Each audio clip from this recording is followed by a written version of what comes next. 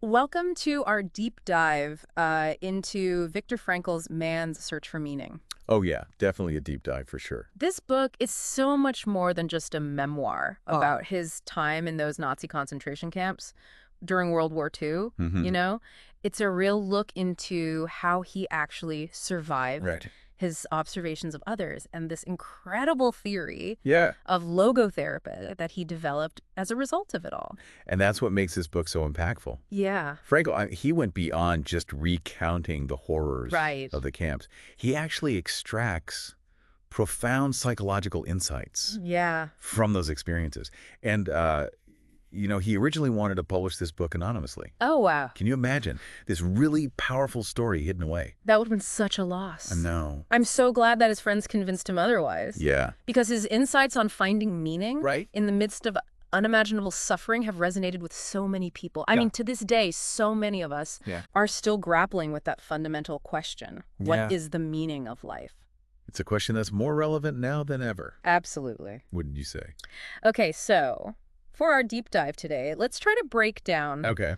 the psychological phases that Frankl observed Yeah. among those concentration camp inmates. Hmm. We'll also explore, of course, his concept of logotherapy. Right. And we'll try to understand how meaning can be found, even in the direst situations. And of course, we'll be sure to highlight Yeah, those captivating details and anecdotes right, from Frankl's own experience. right. Because those stories Yeah, are what really bring his message to life. totally. So let's start with Frankl's arrival at Auschwitz. Okay.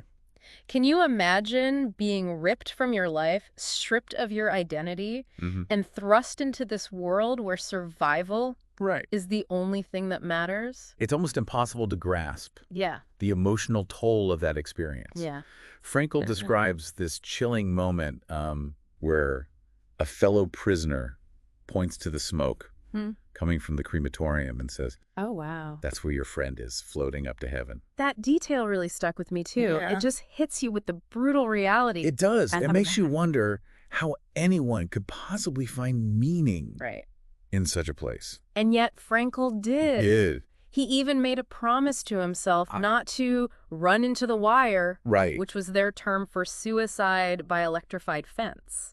Oh, wow. It's almost like clinging to hope Yeah. was an act of defiance in itself. Definitely. Even in the face of such dehumanization, Yeah. that tiny spark of hope made a difference. There's also this story about an older doctor advising Frankl to shave daily, Oh, wow. to appear healthier, Right. even offering his last piece of bread for it. Wow. Such a small act, Right. but so profound in that context. It speaks to the power of human connection. Yeah. Even in the most dire circumstances. Yeah. Those tiny glimmers of humanity could make all the difference. Yeah. And amidst the chaos, Yeah. Frankl being the psychiatrist, he started noticing these patterns Right. in how the prisoners coped. Okay.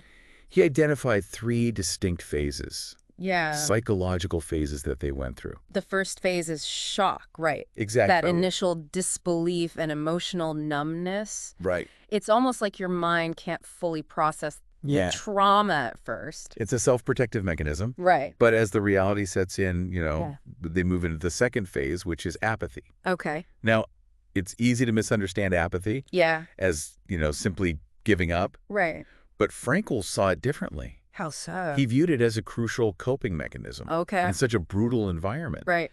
By numbing their emotions and just focusing on routine, Mm-hmm. prisoners could endure the daily horrors. Right. It's heartbreaking, really. Yeah. Frankl recounts prisoners saying things like, "Well, another day is over." It's a stark reminder of the emotional toll Yeah. the camps took. For sure. It wasn't just about physical survival. It was Right. about mental and emotional survival, too. Absolutely. Yeah. And then perhaps the most challenging phase Okay. comes after release, Right. depersonalization, Mm-hmm. and disillusionment. You mean trying to adjust back to a normal life Yes. after experiencing something so horrific? Imagine trying to reconnect with a world Right. that now seems completely foreign, Yeah.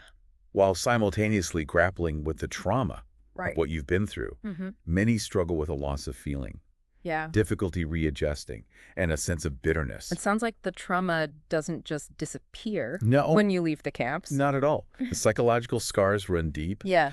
But here's where Frankl's argument gets really interesting. Okay. He proposes that Even in Auschwitz, Mm-hmm. man has the freedom to choose his attitude Okay. and find meaning. You're saying even in a place like that, Yeah. there's still a sense of agency. That's precisely what Frankl argues. Wow. He famously stated that man's main concern is not to gain pleasure Right. or to avoid pain, but rather to see a meaning in his life. Mm-hmm. And he found ways to apply this in the camps. I remember the story of Frankl and his fellow prisoner finding humor in their situation. Right. They invented these funny stories about life after liberation. Yeah. It sounds unbelievable. Oh, I know. But then again, what other defense do you have in a place like that? It's a testament to the power of the human spirit to find light in the darkest of places. Yeah. But Frankl went even deeper than that. What do you mean? He talks about finding meaning in his love for his wife, Oh, wow. even though he didn't know she was alive. Right. He writes, love goes very far beyond Yeah. the physical person of the beloved. Whether or not he is actually present, whether or not he is still alive at all, ceases somehow to be of importance. It's almost like love itself transcended the boundaries of the camp. Exactly. Wow. And he found meaning in work, too. Yeah. Frankl was digging ditches. Right? But in his mind, he was preparing a lecture Wow. about the psychology of the concentration camp. He was transforming his suffering into something that could potentially help others. That's incredibly powerful. Right. Even in the face of such adversity, he chose to find a sense of purpose. Yeah. Yeah. It's amazing. I know. It's amazing how even in those circumstances, he could see beyond the immediate suffering and find a deeper meaning. Right. That leads us to logotherapy, right? Yes. This school of psychotherapy that Frankl developed, which is all about our will to meaning. Precisely. Logotherapy suggests that our primary drive is to find meaning in life. Okay. Which differs from Freud's idea of the pleasure principle. Right. Or Adler's focus on striving for power. So how does this idea of logotherapy apply to someone listening right now? I mean, most of us, thankfully, haven't experienced anything like what Frankl went through. That's true.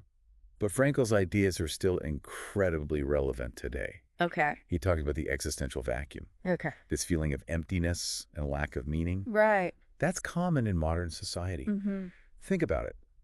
You have a lot of people who achieve success, accumulate possessions, but still feel this sense of emptiness inside. I can definitely see that. We're constantly bombarded with messages about what we should want, what will make us happy. Right. But it doesn't always lead to fulfillment. Exactly. And that's where logotherapy comes in. Okay. It provides a framework for finding meaning, even when we're surrounded by all of these potentially empty messages. So what are some practical ways that someone could apply logotherapy to their own life? Well, one technique is called dereflection. Okay. It might sound complicated, but it's actually quite simple. Have you ever noticed that the harder you try to fall asleep, the more difficult it becomes? Oh, absolutely. Yeah. Or like the more you focus on it. The more elusive sleep becomes. That's the idea behind dereflection. Okay. It's about shifting your focus away from the problem you're fixated on and towards something meaningful. So it's not about ignoring your problems. Not at all. Right. It's about approaching them from a different angle. Right. Frankl used this technique to help people with a variety of issues like anxiety and even insomnia. Can you give an example? Well, he tells the story of a physician who was terrified of sweating in social situations. All right. Frankl's advice: What was it? try to sweat as much as possible. That seems so counterintuitive. It is. Yeah. But that's the point. Okay. By embracing the fear, Right. by trying to intentionally make it worse, the physician was able to break the cycle of anxiety. It's almost like you're tricking your mind into letting go of the fear. In a way, yes. And this same principle can be applied to other areas of life. If you're feeling stuck, shift your focus to something meaningful. Right. Something that gives you a sense of purpose. It's about taking action instead of getting bogged down by worry and inaction. Exactly. Now, you might be thinking, that's all well and good, but what if I don't even know where to start? What if I'm struggling to find that meaning in the first place? It's a valid question. Yeah. It's one thing to shift your focus once you've found something meaningful. Right. But what if you're still searching for that meaning? That's where Frankl's ideas about the existential vacuum become really helpful. Okay. He outlines 3 main avenues for finding meaning. Okay. And I think exploring these can be a great starting point. Okay. Let's hear them. What's the first avenue? The first is through creating something. Okay. Or doing a deed. This could be anything from pursuing a creative hobby, Okay. to volunteering your time for a cause you believe in. Right. It's about contributing something to the world around you. So finding something you're passionate about Yeah, and channeling your energy into it. exactly. I like that. What about the second avenue? The second is through experiencing something Okay. or encountering someone. Mm-hmm. Think about the beauty you find in nature, Right? the connections you forge with loved ones, Yeah. the joy you experience when you lose yourself in a piece of art or music. Right. It's about opening yourself up to those experiences Yeah. and allowing them to enrich your life. It's about being present. Yes. And appreciating those moments of beauty and connection. Exactly. Okay, and what's the third avenue? Okay. This is the one we were talking about earlier. Yes. The third avenue is about the attitude we take Okay. towards unavoidable suffering. Right. Now, this doesn't mean seeking out suffering, Right. but rather finding meaning despite the suffering Mm-hmm. that life inevitably throws our way. It's like Frankl said, man's search for meaning is Yeah. about finding that meaning even when things are tough. Precisely. Yeah. He gives the example of an elderly doctor Okay. who was consumed by grief Mm. after the loss of his wife. Oh, wow. Frankl helped him to reframe his suffering as a sacrifice, a Oh, way of sparing his wife from enduring the same pain. so even in grief, there can be a sense of purpose. Exactly. It's about finding that sliver of light in the darkness. Exactly. It's about recognizing that our lives have meaning even in the face of hardship. Mm-hmm. And that brings us to a powerful exercise that Frankl suggests.